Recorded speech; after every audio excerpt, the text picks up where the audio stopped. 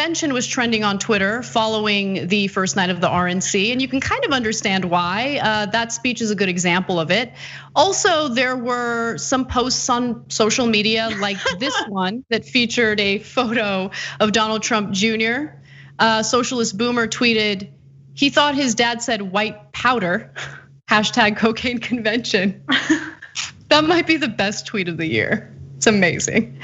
And there was more, Emma, but are we being unfair? Maybe we're wrong. Maybe there was just a certain level of enthusiasm and excitement portrayed in that event that we're just not understanding because we're all about, the doom and gloom in the country right now, like the fact that 177,000 Americans have died from this pandemic, or the fact that tens of millions of Americans are jobless right now and have lost their health insurance as a result of that.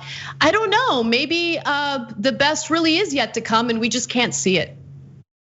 Yeah, I mean, talk about cocaine convention, which, I groaned a little when I saw it on Twitter, but it is funny when we're doing this segment because it just made me laugh looking at that video of Kimberly, I still can't say her last name, Guilfoyle? Gargoyle, yeah. Kimberly Gargoyle, who I saw New York Times reporter Asted tweeted out how when your friends want to go to the next bar at 3:30 a.m. and just start screaming, the best is yet to come.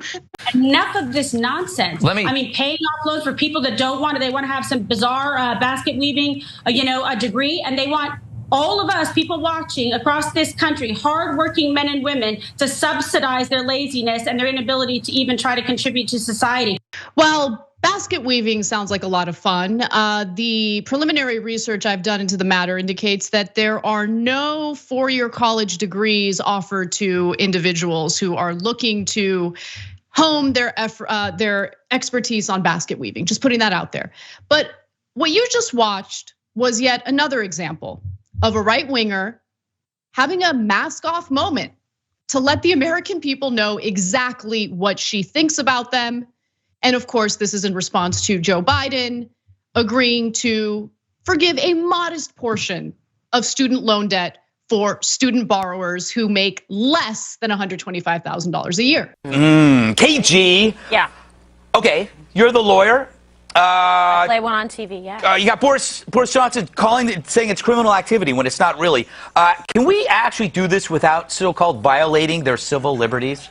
Guess what? I don't care. And in fact, I hope we violate a lot of their civil liberties. This is war, this is terror. There should be no mercy involved because they have shown none. That's the only language that they understand. And in terms of making decisive action, look, I hope the president has enough people around him to push him in the right direction. I really think there's just really one right answer here. Can I just make a special request in the magic lamp? Can we get Netanyahu or Putin in for 48 hours, head of the United States? I don't know. I just want somebody to get in here and get it done right so that Americans don't have to worry and wake up in the morning fearful. She doesn't care about civil liberties or civil rights. She'd be a really great lawyer. Yeah. I like it that I don't care about civil liberties or civil rights because this would be the time when it's trickiest.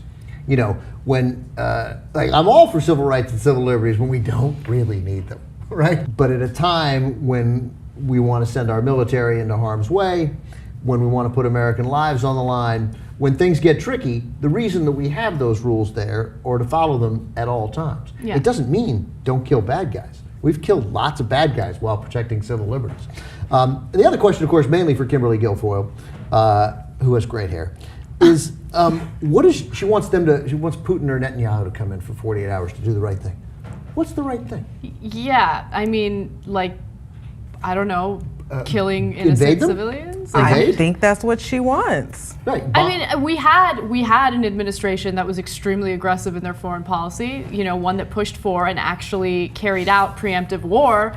Did that get our country, any type of success or, do anything productive internationally? I mean, does she even understand what she's saying?